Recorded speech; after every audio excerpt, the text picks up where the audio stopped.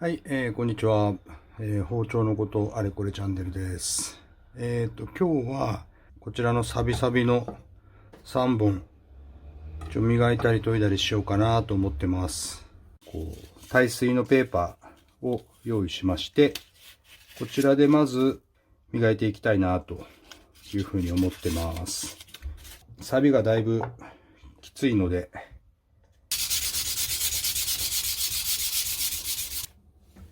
はい、このつばの部分もかなり汚れているので、きれいにしていきましょうね。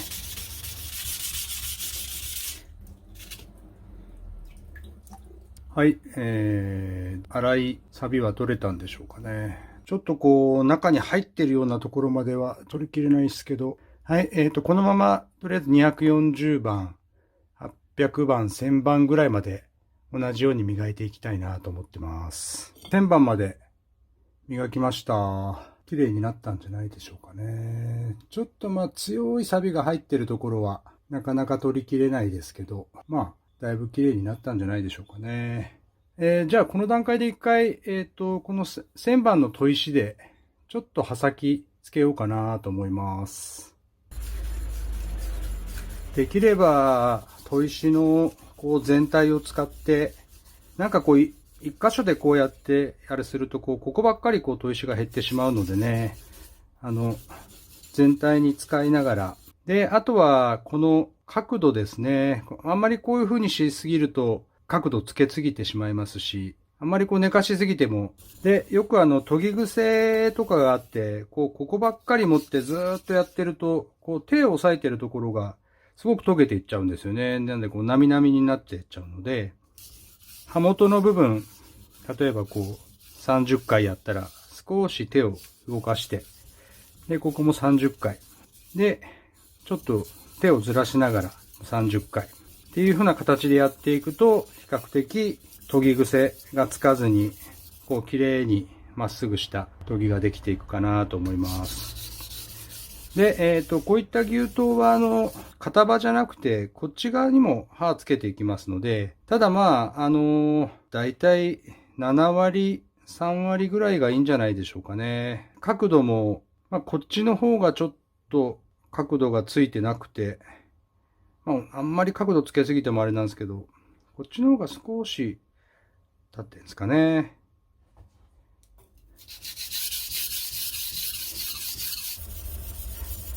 はい、私こっちとこっちで持ち替えましたけど、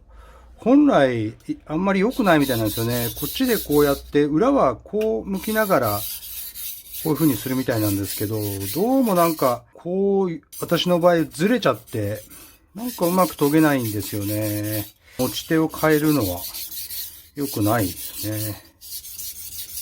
ここで、やっぱりこの角度はぐっと固定したいですね。これがこういう風になるとうまく研げないので。で、最初のうちは、ここを手持って、この刃先のとこつけて、刃先が砥石にピタって当たってる感じを感じながらやるんですけど、刃が立ってくると、ここがやっぱり剥けるというか、削れちゃうっていうか、溶けちゃうんですよね、手も。でも刃がしっかり当たって、刃先が尖ってきてるという証拠なんですけどね。で、慣れてくると、それを避けながらやれるようになっていくので、手に傷はつかなくなってくるんですけど、最初やっぱりうまくやれなくて、ちゃんと当たってるっていうことなんでいいんですけど、痛いんですよね。だいぶ刃がついてるんじゃないでしょうかね。はい、じゃあ、次柳で。柳も、この切れ刃の部分にペタッと当てて、あんまり動かしたり動かしたりしないですね。で、先ほどと同じように、ちょっと刃元の部分から30回ぐらいやりながら、少し手をずらしていって、で、動かしながらどちらかというと押す方か引く方かにどっちかの方向に力を入れていくんですね。両方行くというより、私の場合手前に引くときにグッグッというふうにやってるんですけども、そんな形で。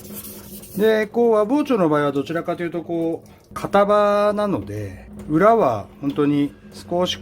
軽く当てるぐらいでいいんだと思います。全体を使って、で、刃先の方は違うですよね。こうぐーっと曲がってるので、こうひっつけた時に、刃先の方はこう、少し立ててあげるというか、ここのしのぎ筋がピタッとこう当たるようにこう、調整するんですけど、その辺はやっぱり慣れですよね。そうすると、ここ、しのぎ筋のところが、こう、ピタッとこう、切れ刃のところが、砥石に当たると。で、この切れ刃のところが綺麗に砥石に当たるように研いでいけると、なんかこの辺が変に曲がったりとかっていうしないで綺麗に研げていきますね。なのでその辺もちょっと慣れなので、自分でやっぱりメンテナンスしながら、こう道具を大切に扱っていくというようなことが重要なんじゃないでしょうか。はい、次、出刃包丁ですね。出刃包丁はこの刃元の部分は比較的こう叩いたりすることが多いので、あんまりこう刃を立てすぎるとかけやすいんですよね。なので、この辺ぐらいからこう刃先にかけてかなり切れるように研いでおいてあげて、最後この辺は整えてあげるぐらいでいいと思います。おそらくちょっとあんまり刃を立てすぎると骨なんか結構魚の骨なんか切ったりするのでかけやすいですよね。なので、この辺ぐらいから刃元は後で。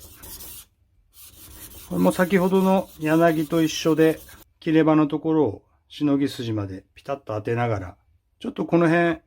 柳に比べて角度があるので、少しこう上に上げていったりとかしながら、ピタッとこう切れ刃を当てていかなきゃいけないんですけどね。まあその辺も回数重ねて慣れていく必要性がありますね。まあどちらかというと、魚もこの刃先のところでこう切っていくので、ここは重要ですよね。という形で、1000番ぐらいの中砥石で少し刃をつけていってます。で、根元の部分はちょっとそんなに何回もせずに、ちょっとこう、10回ぐらい、あんまり研ぎすぎず、刃を立てすぎず、ね、こうやって切れ刃の部分がピタッとこう、砥石に合ってますよね。ピタッと。で、しのぎ筋がスーッとこう綺麗に出てます。はい。で、柳と一緒で、裏はまあ、そんなに、まあ2、3回やるぐらいでいいですかね。基本的には、こちらを片刃なので、しっかり研いで、っていう形になります。はい、少しずつ刃がついてきましたね。で、どうしてもこうやっぱり真ん中のところがこう削れてきますよね。砥石も。なので、まあ、ちょっと面直しながらやると本当にまっすぐいい状態で研げるんじゃないでしょうか。はい、中砥石で、刃をある程度つけましたので、ちょっと磨きをまたさっき1000番まで磨いてるので、で、1000番で研いでるという感じになるので、ちょっとこう1500番で磨きを進めていくと。ここから平を磨いて、この切っ先の部分はどうせ研いでいくので、こっちの平を中心に磨いていくというような形です。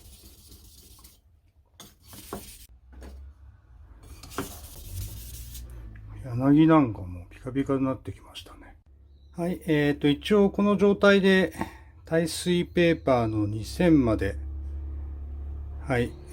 ちょっと持ち手も少し1500番ぐらいで磨きました。だいぶ綺麗になったんじゃないでしょうかね。ちょっと牛刀の方はなんか錆が深く入ってるのがあれなので、でもある程度は綺麗な感じで磨けましたね。はい。ここからちょっと仕上げの砥石を当てて、最後4000番、8000番ぐらいでもう一回平のとこ磨いて最終終わりにしたいと思います。はい。研ぎ方としては、仕上げていくんですけれども、先ほどの中砥と同じような感じですね。包丁の全体を当てながら、角度も、先ほどと同じような角度を保ちながら仕上げていきます。比較的この砥石、多分柔らかいんで、この、特素って言うんですけど、これがこういう風にたくさん出てきて、この出てきた粉で研磨しているというか、そういう状態になってますね。較的柔らかいので、こういうふうにすぐ毒素っていうのが出てくるんですよね。研ぎやすい。で、刃がかなり立ってくると、爪でこういうふうに動かすんですけども、刃が立ってると、爪が引っかかって、先の方ちょっとまだ、そんな風に確認しながら、先の鋭さを確認していってます。はい、で、今日はちょっと最後まで、この先ほどのこっちの天然砥石から、もうちょっと目の細かい、本当に超仕上げみたいな。で、少し最後仕上げたいと思います。だいぶ目が細かい分硬いというか、で、さっき向こうで出てたこの毒素っていうんですけど、これもだいぶ細かいですよね。だいぶ光りますもんね。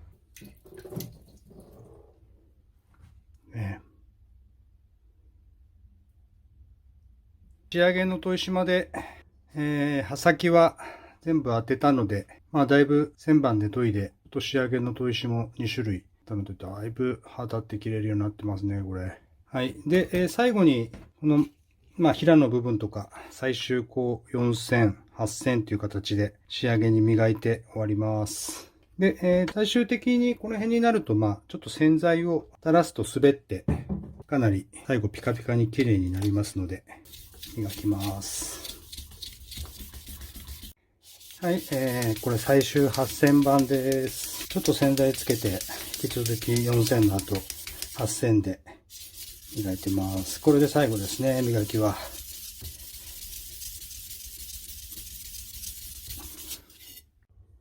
はい、本日は研ぎと磨きという風な形で、動画の方を撮らせていただきました。錆びてる包丁3本、耐水ペーパーで磨いて、中砥石で仕上げ砥石というような形で磨いて、包丁をきれいにしてみました。これなんか先すごく欠けてたんですけど、修正してきれいになったんじゃないかなと思います。はい、そんな形で、包丁蘇りますので、皆さん手入れをしながらきれいに使っていただければなというふうに思います。それでは本日もご視聴ありがとうございました。それではまた、さようなら。